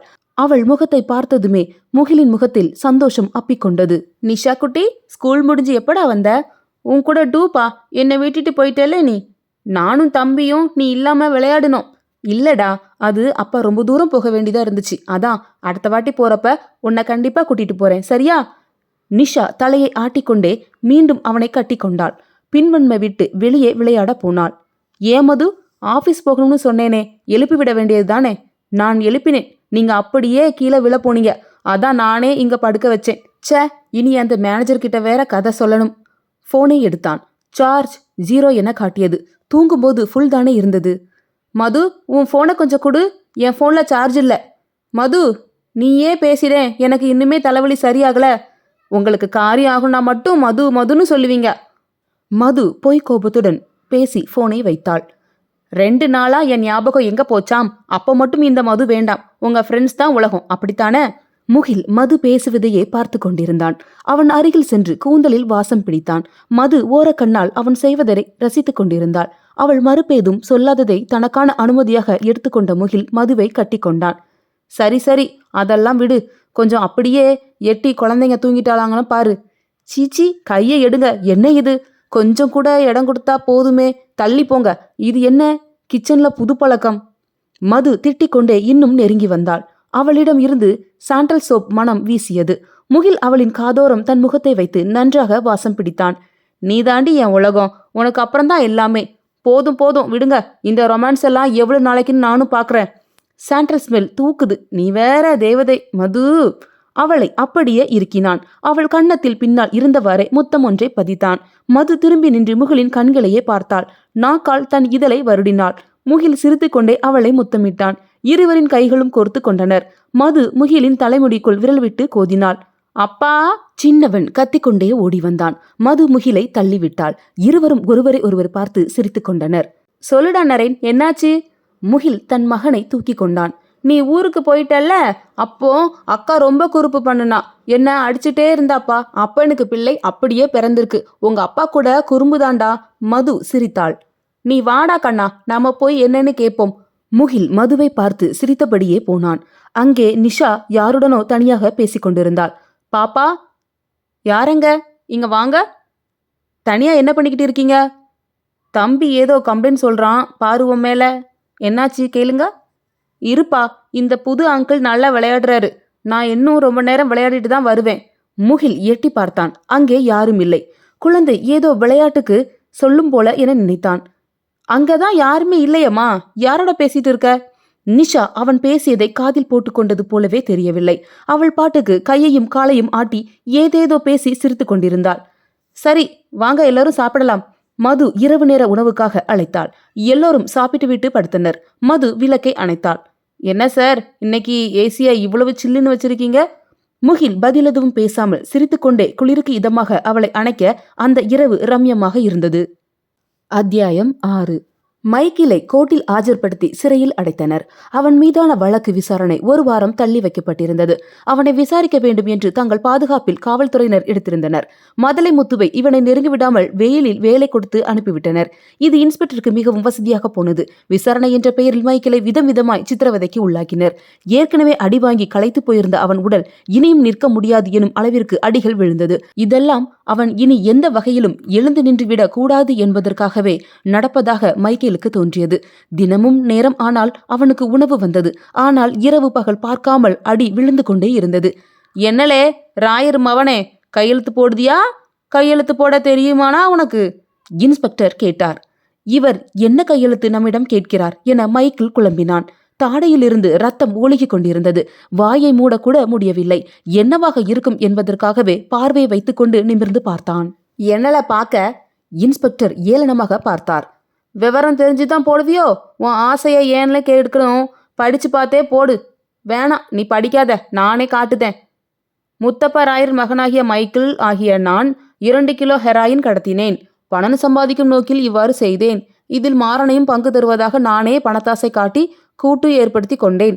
இவை விவரங்கள் அனைத்தும் என் சுய நினைவுடன் அளிக்கப்பட்டது என ஒப்புதல் வாக்குமூலம் அளிக்கிறேன். இப்படிக்கு மைக்கேல், சந்தோஷமாலே? போடு. மொத்த சரக்கே 2 கிலோதான். அதிலும் நம்மிடம் 7 பொட்டலம் இருக்கிறது. 2 கூட்டாளிகளும் மாட்டவில்லை. பிறகு அப்படி இவ்வளவு சரக்கையும் எடுத்தார்? இல்லை, இது கண்டிப்பாக நம் சரக்கில்லை. வேறு ஏதோ வேலை நடக்கிறதாக மைக்கேல் யோசித்தான். என்னல யோசிக்கிற? உன் கூட்டாளி சிக்கினதும் வெறும் 100 கிராம் தான். அதுக்கெல்லாம் 2 பேரையும் உள்ள போட்டா 4 நாள்ல வந்துடுவீங்க. அதான் இது நானே உனக்காக ரெடி பண்ணேன். இப்போ ஆயசுக்கும் உள்ள போவியா? நீ மட்டும் இல்லைன்னா உங்க அப்பன் பல்லு புடுங்குன பாம்புலே. வெறுங்கையால் அடிச்சு தூக்கி போட்டுட்டு போயிடுவேன். என்கிட்டயால உங்க விஷயத்த காட்டுறிய? பால்ராஜுன்னு பேரை கேட்டா மொத்த ஊரும் அடங்கும். நீ என்னல சுண்டலி, நசுக்கிடுறேன் உன்ன. அவர் பேசிக்கொண்டே தன் பூட்ஸ் காலால் மைக்கேலின் கையை நசுக்கினார். மைக்கேலுக்கு வலி உயிர் போனது. ஆரம்பத்தில் பொறுத்து பார்த்தான். பின்பு வலி தாங்காமல் அம்மா என கத்தினான். ஏற்கனவே அதிகம் அடி வாங்கியிருந்ததால் அவன் குரல் ஈனஸ்வரத்தில் மட்டுமே ஒலித்தது. ஐயையோ, வலிக்குதாளே. கையெழுத்து போடுற வரைக்குமாச்சும் கை வேணும்ல, போடுலே. ஃபைலை தூக்கி மைக்கேலின் முன்னால் போட்டார். அடி வாங்க இனி தெம்பில்லை என்னும் நிலைக்கு வந்திருந்த மைக்கேல் வேறு வழியில்லாமல் கையெழுத்து போட்டான். அவ்வளவுதான். குற்றத்தை ஒத்துக்கொண்டதாக கையெழுத்தும் போட்டாகிவிட்டது. இனி 2 வருஷம் களியும் கம்பியுமாக வாழ்க்கை நகரப்போகிறது என மைக்கேல் நினைக்கும் போதே ஒரு பயம் வந்தது. அப்பா இருக்கும் தைரியத்தில் கொஞ்சம் அதிகமாத்தாம் ஆடிவிட்டோமோ என நினைத்தான். நாளை தன் வழக்கு விசாரணைக்கு வருகிறது. குற்றம் நிரூபிக்கப்பட்டால் அவ்வளவுதான். இனி யோசித்து ஒன்றும் பயனில்லை. மைக்கேலுக்கு மனதில் 1000 எண்ணங்கள் ஓடியது. அவன் இரவு முழுவதும் தூங்காமல் இருந்தான். அதிகாலையில் அவனுக்கு பொருந்துமாறு சட்டையும் லுங்கியும் வந்தது.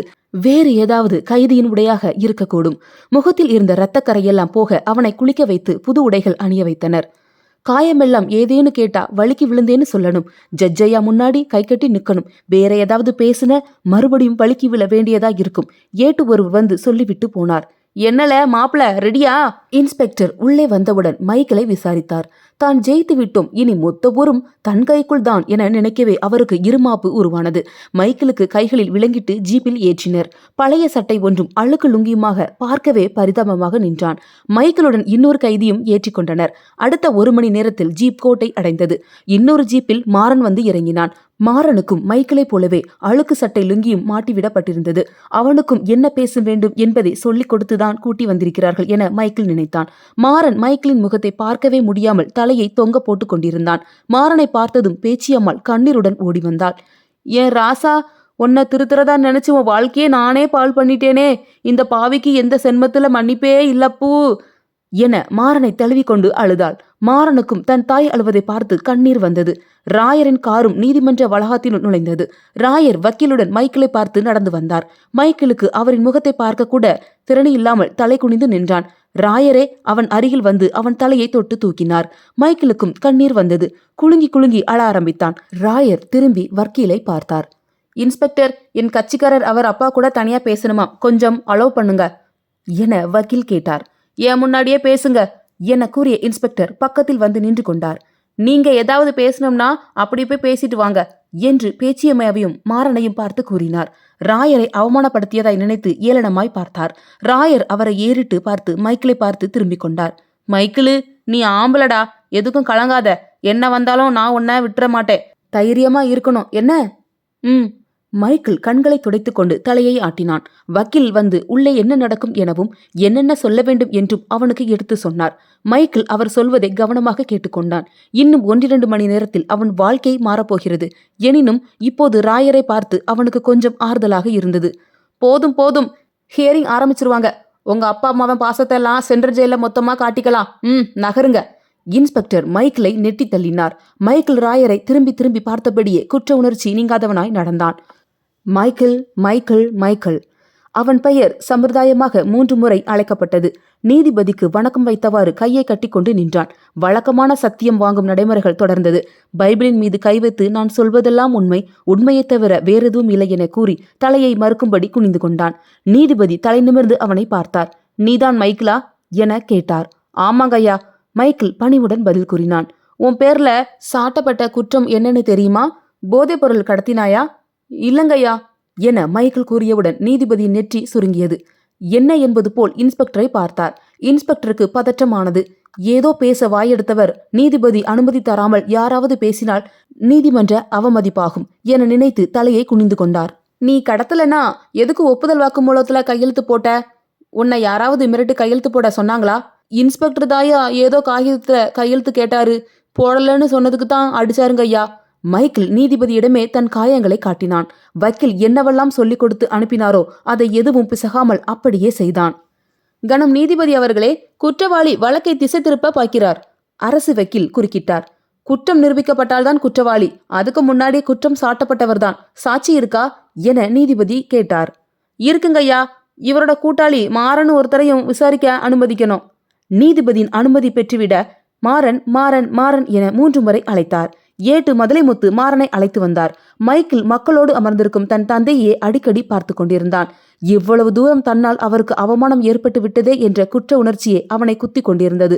மாறனையும் பார்த்தான். மாறனையும் குற்றம் சாட்ட முடியாது. நடப்பது நடக்கட்டும் என்பது போல மைக்கேல் நின்றிருந்தான். மாறனிடமும் வழக்கமான விசாரணை தொடங்கியது. மைக்கேலை போன்றே மாறனிடமும் சத்தியம் வாங்கினார்கள். மாறன் கையை கட்டி கொண்டு நின்றான். அரசு தரப்பு வக்கீல் தன் கோட்டை சரி செய்து கொண்டு அவனிடம் வந்தார்.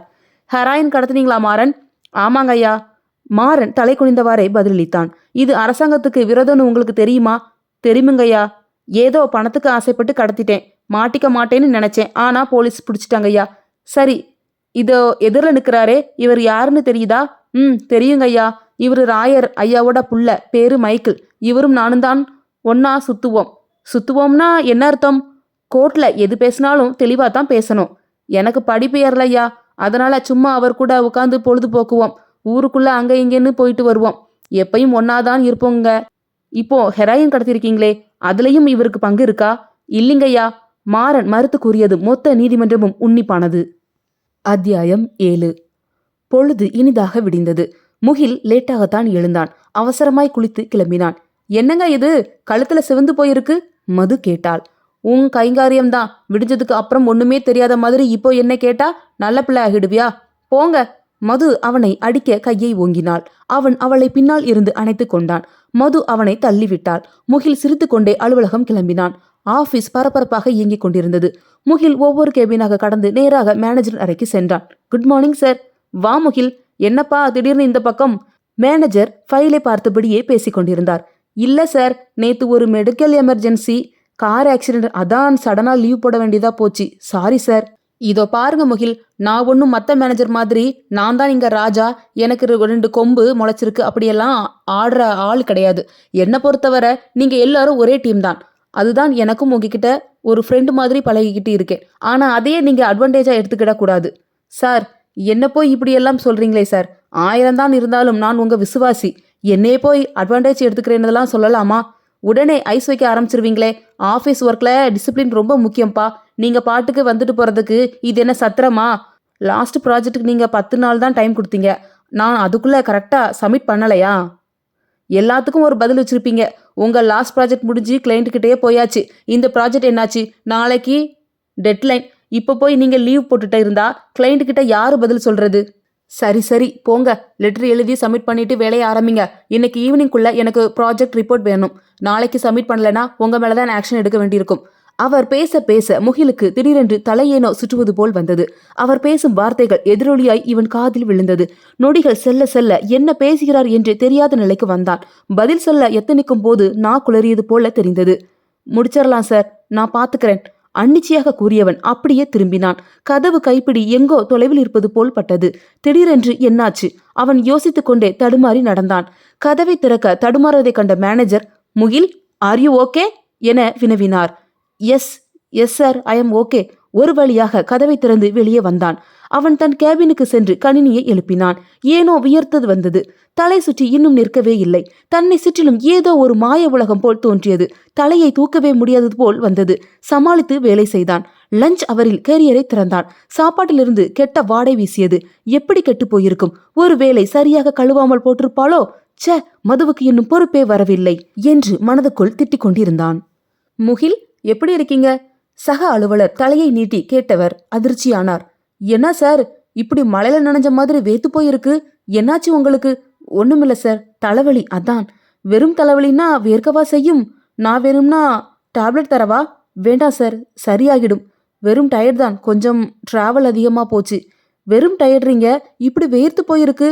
உங்க சட்டையெல்லாம் பாருங்க, நனைஞ்சே போச்சு. இந்தாங்க, இத போடுங்க, 10 நிமிஷத்துல சரியாகிடும். அவர் தன் டேபிளில் இருந்து மாத்திரை ஒன்றை எடுத்து நீட்டினார். அதான் வேண்டாங்கிறேன்ல, சும்மா ஏன் தொந்தரவு பண்றீங்க? உங்களுக்கு ஒரு தடவை சொன்னா புரியாது. முகில் டேப்லெட்டை வாங்கி தூர எறிந்தான். அது சுவரில் பட்டு தெரித்தது. அவர் மிரட்சியுடன் இவனையே பார்த்தார். கூல் கூல், ஓகே ஓகே, இப்ப என்னாச்சு? வெறும் டேப்லெட் தானே, அதுக்கு ஏன் இப்படி ரியாக்ட் பண்றீங்க? பிடிக்கலன்னா விடுங்க. நடந்த நிகழ்வு அவனுக்கே ஒரு மாதிரி இருந்தது. என்ன நடக்கிறது? ஏன் இப்படி நடந்து கொள்கிறோம் என்று அவனுக்கே புரியவில்லை. ஒரு நிமிடம் என்று எழுந்து போனான். ரெஸ்ட் ரூமில் குழாயை திறந்து விட்டான். தண்ணீரை கைகளில் எடுத்து முகத்தில் அரைந்தான். சிலிரென அடித்தது. கண்ணாடியில் முகத்தை பார்த்தான். கண்ணாடியில் பார்த்தபோது கண்ணாடியில் யாரோ நிற்பது போல தெரிந்தது. அவனையே பார்த்து சிரித்து கொண்டிருந்தார். முகில் உற்று பார்த்தான். திரும்பி, என்ன சார் வேணும் என்றான். அவர் எதுவுமே பேசவில்லை. எரிச்சலானான். இன்னொரு முறை நீரை கை நிறைய அள்ளி திரும்பி பார்த்தான். யாருமே இல்லை. கண்ணாடியை துடைத்து பார்த்தான். அந்த நபர் அவன் அருகில் நின்று கொண்டு இருந்தார். திரும்ப எத்தனித்த போது அவனால் அசையக்கூட முடியவில்லை. அந்த மர்ம மனிதன் தன் கைகளால் முகிலின் கழுத்தை நெரிக்க தொடங்கினான். முகில் கத்த நினைத்து வாயை திறந்தான். ஹக் ஹக் என்பது தவிர சத்தம் எதுவும் வரவில்லை. கண்கள் பிதுங்கி வருவது போன்ற உணர்வு ஏற்பட்டது. கை கால்களை கூட யாரோ அழுத்தி பிடிப்பது போன்று இருந்தது. உடம்பை வைத்து துள்ளினான். தலை தரையில் மோதியது. எழுந்து கண்ணாடியில் பார்த்தான். வலது நெற்றியில் நீளமான வெட்டு இருந்தது. ரத்தம் ஒழுகியது. கண்ணாடியில் மீண்டும் அதே உருவம் தெரிந்தது. முகில் கண்ணாடியை ஓங்கி குத்தினான். இம்முறை கைகள் கண்ணாடிக்குள்ளிருந்து நீண்டது. பின்னால் செல்ல நினைத்து கால் வைத்தான். டைல்ஸ் வழுக்கியது. அப்படியே சரிந்தான். உடைந்த கண்ணாடி துண்டுகள் சுவரிலிருந்து தாமாகவே தெரித்து விழுந்தன. என்ன நடக்கிறது? அவனுக்கு ஒன்றும் புரியவில்லை. உடைந்த துண்டுகள் எல்லாம் தரையில் ஊர்ந்து வந்து ஒன்றுடன் ஒன்று இணைய தொடங்கின. முகில் எல்லாவற்றையும் வெறித்து பார்த்து கொண்டே இருந்தான். அவை அனைத்தும் ஒன்று சேர்ந்து ஒரு மனித உருவத்துக்கு மாறியது. அது கிட்டத்தட்ட பாதி அழுகிய பிணம் போல் இருந்தது. அதன் உடலில் புழுக்கள் நெளிந்து கொண்டு இருந்தது. பாதி அழுகிய அந்த பிணம் தன் தலையை உயர்த்தி முகிலை பார்த்தது. அவன் அசையக்கூட திராணியற்று கிடந்தான். தன் எலும்பு துருத்திய கைகளை பார்த்த அந்த உருவம் மெதுவாக தன் கைகளை அசைத்து நகரத் தொடங்கியது. மழுக்கென்று சத்தத்துடன் முகிலை நோக்கி ஊர்ந்து வந்தது. அவன் வெளியேறி போய் இருந்தான். தன் இரு கைகளையும் முகிலின் நெஞ்சின் மீது வைத்த அந்த பிணம் அவன் முகத்தின் அருகில் வந்தது. முகில் அலறத் தொடங்கி தன் வாயை திறந்த தருணம் தானும் அவனை கொல்லும் ஆவேசத்துடன் அவன் முகத்தின் அருகில் வாரென கத்தினான். புழுக்கள் அரையெங்கும் சிதறின. முகில் தன் முழு பலத்தையும் சேர்த்து அதை தள்ளிவிட முயன்றான். தன் அடியில் கிட்டத்தட்ட ஒரு கரும்பு கை போல் மாட்டிக்கொண்டிருந்தான். பெருங்குரல் எடுத்து ஓவன அலறினான். டக்கென ரெஸ்ட் ரூம் கதவு திறக்கப்பட்டது. ஆபீஸ் முழுவதும் அவன் குரல் கேட்டு அங்கு குழுமியிருந்தது. முகிலின் நிலையை பார்த்த அனைவரும் அரண்டு போய் நின்றனர். முகில் அறையின் ஒரு மூலையில் குழந்தையைப் போல் கை கால் குறுக்கி கிடந்தான். நெற்றியில் இருந்து வழிந்த ரத்தம் சட்டையை முழுவதுமாய் நனைத்திருந்தது. கழிவறை நீர் வழிந்து அவன் அருகில் சொதவென இருந்தது. இரத்த விளராய் இருந்த அவனுக்கு அருகில் செல்ல எவருக்கும் துணிவில்லை. மேனேஜர் அவசரமாக ஓடி வந்தார். கூட்டத்தை விலக்கி முன் சென்று பார்த்தார். முகில் கழிவறையில் ஏதோ அடிபட்ட புழுவை போல் நெளிந்து கொண்டிருந்தான். Shit, what happen to him? அவன் பக்கத்தில் போய் பார்த்தார். கண்ணாடி கண்ணாடி என்றவாறே மயங்கி போனான். கண்ணாடி புதிது போல பளிச்சிட்டது. முகில், என்ன கண்ணாடியில?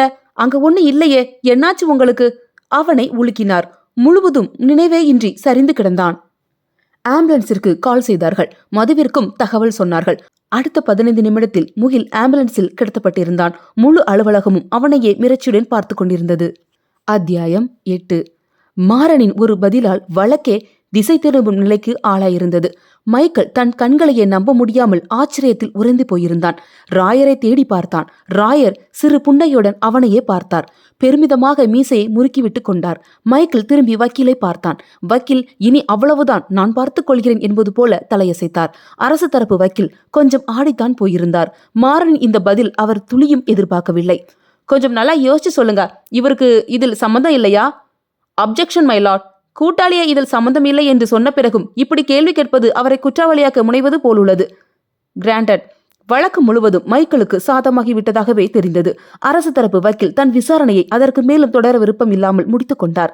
மைக்கேலின் தரப்பு வக்கீலுக்கு வாதாட வேண்டிய தேவையே இல்லாது போனது. மைக்கேலுக்கு இதில் எவ்வித தொடர்பும் இல்லாத போதும் அவரை கைது செய்தது, அடித்தது, பொய் வழக்கு போட முயன்றது, தன் அதிகாரத்தை துஷ்பிரயோகம் செய்ததற்காக இன்ஸ்பெக்டருக்கு கண்டனங்கள் விதிக்கப்பட்டது. மாறனுக்கு 2 வருடம் சிறை தண்டனை விதிக்கப்பட்டது. மைக்கேல் அன்றே விடுதலை செய்யப்பட்டான். மைக்கேல் ஓடி வந்து தன் அப்பாவை கட்டிக்கொண்டான். ராயரும் அவனை ஆற தழுவி கொண்டார். தன் வாழ்க்கையை முடிந்துவிட்டது என நினைக்கும் போது தான் எப்படி வெளியே வந்தோம், அதுவும் விடுதலை ஆனோம் என்பது அவனுக்கு இன்னமும் நம்ப முடியாததாகவே பட்டது.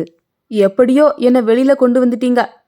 நீ போட் எடுத்துட்டு போனது, யார் யார் உனக்கு கூட்டு எல்லாம் எனக்கு தெரியும். ஆனா இந்த பேச்சு மவனை நீ கூட்டிட்டு போவேன்னு நான் எதிர்பார்க்கல. அதுவும் அவன் மூலமா இந்த இன்ஸ்பெக்டரை பைய இப்படி விளையாடுவான்னு நினைக்கல. அதான் உன்னை பார்க்க ஸ்டேஷன் வந்தப்ப இவன் கூட இருந்தப்ப அதிர்ச்சி ஆனேன். காரை எடுத்துட்டு நம்ம பயலுவோட நேரா பேச்சு வீட்டுக்கு போனேன். உன் மவன் ஏதாவது வாயை திறந்தான்னு தெரிஞ்சது கோட்டுக்குள்ளேயே அறுத்து போட்டுருவேன்னு சொன்னேன். போக ஒரு 5 லட்சம் பணத்தையும் கொடுத்தேன். இதுக்கு அப்புறமும் அவ பேசுவான்னு நீ நினைக்கிற?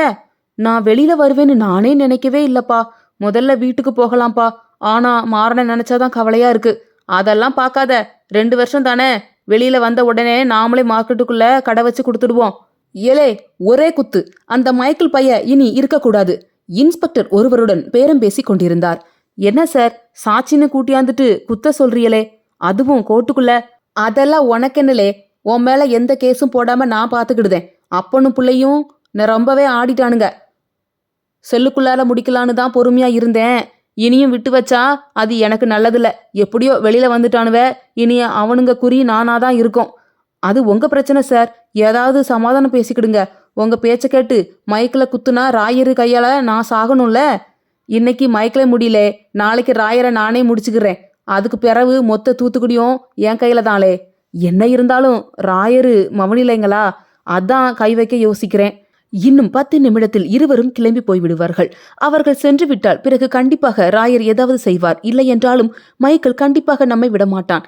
இனியும் பேசிக் கொண்டிருப்பது ஆபத்தையே வரவழைக்கும் என நினைத்த இன்ஸ்பெக்டர் கோபமானார். என்னல பேசிக்கிட்டே போற?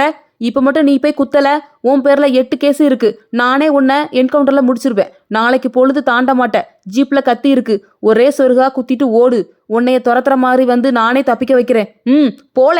இவரிடம் நன்றாக மாட்டிக்கொண்டதாக நினைத்து வேறு வழியின்றி அவன் ஜீப்பின் பின்பக்கம் மறைத்து வைக்கப்பட்டிருந்த கத்தியை எடுத்துக்கொண்டான். இன்ஸ்பெக்டர் அவனுக்கு கண்ணால் சைகை காட்டிக்கொண்டே ராயரிடம் பேச்சு கொடுத்தார். என்ன ராயரே, புள்ளைய சொன்ன மாதிரியே வெளியில கூட்டிட்டு வந்துட்டியே. தப்பு பண்றவன் தானே உள்ள போகணும். ஏமாவன் ஏன் போகணும் இன்ஸ்பெக்டர்? அதுதானே. நீரு என்ன தப்பு பண்ண பேச்சு வீட்டுக்குள்ள போனியரு? ராயர் முறைத்தார். ஆனால் எதுவும் பேசவில்லை. இவன் கண்டிப்பாக ஏதோ திட்டத்துடன் தான் வந்திருக்கிறான். இவனை கவனிக்க வேண்டிய இடத்தில் கவனித்துக் கொள்ளலாம் என நினைத்தார். மைக்கேலுக்கு கோபம் பொத்து கொண்டு வந்தது. மறுக்கா சொல்லுங்க சார், கேட்கல. மைக்கேல் கையை முறுக்கியபடியே வந்தான். மைக்கேலு, நம்ம சேத்துல வச்சு பாத்துக்கலாம்ல, பொறு. ராயர் மைக்கேலை கையமர்த்தினார். என்னலே, அப்பனும் பிள்ளையும் பாசத்துல பொங்குதியலோ? இது இன்னும் முடியலலே. உங்களை ஒழிக்கிற வரைக்கும் நான் ஓய மாட்டேன். இன்ஸ்பெக்டர் தோற்று போன வழியில் பேசினார். அதுக்கு முதல்ல நீங்க இருக்குனீங்களான்னு பார்க்கணும் சார். மைக்கேலுக்கும் கோபம் வந்தது. ராயர் மைக்கேலை இது கோர்ட் மைக்கேலு என அடக்கினார். இனி அங்கிருந்தால் ஆபத்து. இருவரும் அடித்துக் கொண்டால் இன்ஸ்பெக்டர் அதை தனி கேஸாக எழுதுவான் என நினைத்து மைக்கேலை தன் கையோடு கூட்டிக் கொண்டு காருக்கு விரைந்தார். அப்போது திடீரென எங்கிருந்தோ ஓடிவந்த ஒருவன் மைக்கேலை கத்தியால் குத்த முயன்றான். ராயர் மைக்கேலை அணைத்து பிடித்திருந்ததால் கத்தி அவர் விழாவில் இறங்கியது. ஒரு சில வினாடிகளுக்குள் ராயரின் சட்டை முழுவதும் சிவப்பானது. அப்பா! மைக்கேல் சரிந்த ராயரை பிடித்தான். இன்ஸ்பெக்டர் ஒரு நொடியில் சுதாரித்தார். காரியம் முடிந்துவிட்டது. இனி இவன் இருந்தால் ஆபத்து என தன் திட்டத்தின் அடுத்த பகுதியை செயல்படுத்தினார். துப்பாக்கியை எடுத்து குத்தியவனை சுட்டார். குண்டு அவன் கையில் பாய்ந்தது. அவனுக்கு ஆரம்பத்தில் இருந்தே இன்ஸ்பெக்டரை நம்பலாமா வேண்டாமா என்ற குழப்பம் இருந்தது. கடைசி நேரத்தில் தன்னை சிக்க வைத்த வெறியில் வேறு இருந்தான். இன்ஸ்பெக்டர் தன் பக்கமே திரும்பியது அவனை மேலும் தூண்டிவிட்டார் போல் ஆனது. இன்ஸ்பெக்டரை ஒரு நொடி ஆத்திரத்தில் பார்த்தபடியே கத்தியுடன் இன்ஸ்பெக்டரின் மேல் பாய்ந்தான். இம்முறை சுட்ட குண்டு அவன் அருகில் இருந்ததால் சரியாக அவன் மார்பில் துளைத்த அதே நொடி அவன் கையில் இருந்த கத்தி இன்ஸ்பெக்டரின் கழுத்தில் இறங்கியிருந்தது. கோர்ட் வளாகமே கலவரத்தில் இருந்தது. மைக்கேலின் மடியில் கிடந்த ராயருக்கு லேசாக மூச்சு முட்டும் வந்தது. இன்ஸ்பெக்டரும் அவனும் இரத்த வெள்ளத்தில் கிடந்தனர். அவர்கள் இருவரையும் புகைப்படக்காரர்கள், வக்கீல்கள் என அங்கிருந்த அனைவரும் சூழ்ந்து கொண்டனர். ராயரை ஒருவரும் கவனிக்கவில்லை. மைக்கேல் ராயரை தன் நெஞ்சில் சாய்த்து படுக்க வைத்தான். ராயரின் நெஞ்சில் காது வைத்து பார்த்த மைக்கேல், அப்பாவுக்கு உயிர் இருக்கு, அவரை காப்பாத்துங்க என கத்தினான். நீதிமன்ற வளாகத்துள் அவசர உதவிக்கென நின்றிருந்த ஆம்புலன்ஸ் ராயரை அள்ளிக்கொண்டு மருத்துவமனைக்கு விரைந்தது. அடுத்த 10வது நிமிடத்தில் அரசு மருத்துவமனை வாசலை அடைந்தது. அவசர சிகிச்சை பிரிவில் அனுமதிக்கப்பட்டு உடனடியாக அறுவை சிகிச்சை செய்ய ஆயத்தமாயினர். மைக்கேல் கண்ணாடியின் வழியாக தன் தந்தையே கவலையுடன் பார்த்து கொண்டிருந்தான். 10 நிமிடத்திற்கு ஒரு தரம் உள்ளே டாக்டர் அல்லது நர்ஸோ போவதும் வருவதுமாக இருந்தனர். ராயருக்கு குத்துப்பட்டு விட்டது எனும் செய்தி கேட்ட மாத்திரத்தில் அவன் ஊர் முழுவதும் மருத்துவமனை வளாகத்தினுள் திரண்டிருந்தது.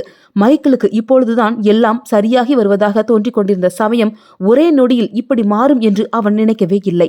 சட்டையெல்லாம் அவன் அப்பாவின் இரத்தக்கரை படிந்திருந்தது. சட்டையை தொட்டு தொட்டு பார்த்தபடி மைக்கேல் குலுங்கி குலுங்கி அழுதான். தன் தோளை யாரோ பரிவுடன் தட்டி கொடுப்பது போன்ற உணர்வு ஏற்பட்டது. மைக்கேல் தலை நிமிர்ந்து பார்க்கும்போது அங்கே ஃபாதர் ஜெரால்ட் கனிவுடன் அவனையே பார்த்து கொண்டிருந்தார். மைக்கேல் செய்வதறியாது கலங்கி ஃபாதரையே கட்டிப்பிடித்துக் கொண்டு அழ ஆரம்பித்தான். கவலைப்படாதே மைக்கேல், ராயருக்கு எதுவும் ஆகாது. கர்த்தர் சோதிப்பார், ஆனால் கைவிட மாட்டார். இங்க மைக்கேல் யாரு? பேஷண்ட் உங்க கூட பேசணும்னு சொல்றாரு. இப்பதான் ஸ்டிச்சஸ் போட்டிருக்கோம். அவரை ரொம்ப ஸ்ட்ரெயின் பண்ண விடாதீங்க, நர்ஸ் அழைத்தார். ஃபாதரும் மைக்கேலும் உள்ளே சென்றனர். ராயர் வயிற்றில் பெரிய கட்டுடன் படுத்திருந்தார். முகத்தில் ஆக்சிஜன் முகமூடியை ராயர் கலட்டினார். அவர் பேசும் நிலைமையில் இல்லை. இருந்தாலும் பேசியே தீர வேண்டும் என்று முயற்சி செய்தார். மைக்கேலை கை அசைத்து அவரின் அருகில் வருமாறு அழைத்தார்.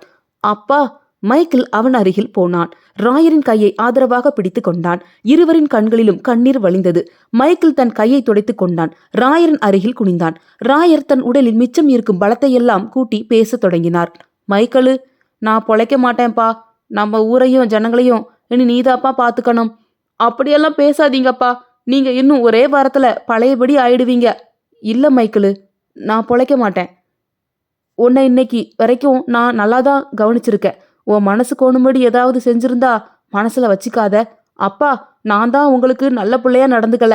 நீங்க ஏன் அப்பா, உங்களுக்கு என்ன வெட்டி போடுற உரிமை கூட இருக்கு. இப்படியெல்லாம் பேசி என்ன நோகடிக்காதீங்க. நீ பேசின வார்த்தையே ரொம்ப நிறைவா இருக்குப்பா. உன்கிட்ட இன்னொரு விஷயத்தையும் சொல்லணும்ப்பா. நீ நான் பெத்த புள்ள இல்ல. என்னப்பா சொல்றீங்க? மைக்கேலின் இதயமே வெடித்துவிடும் போலானது. ஆமாப்பா, நீ நான் பெத்தெடுத்த புள்ள இல்ல. நாங்க உன்னை தத்து எடுத்தோம். இந்த விஷயம் தெரிஞ்ச ஒரே ஆள் நம்ம ஃபாதர் ஐயா மட்டும்தான். அவர்கிட்ட உன்னை ஒப்படைக்கிறேன்.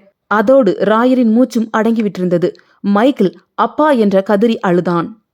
மைக்கேலின் பெற்றோர் யார்? முகிலுக்கும் மைக்கேலுக்கும் என்ன சம்பந்தம்? இனி நடக்கப் போவது என்ன என்பதை அடுத்தடுத்து வரும் அத்தியாயத்தில் காண்போம். தொடரும்.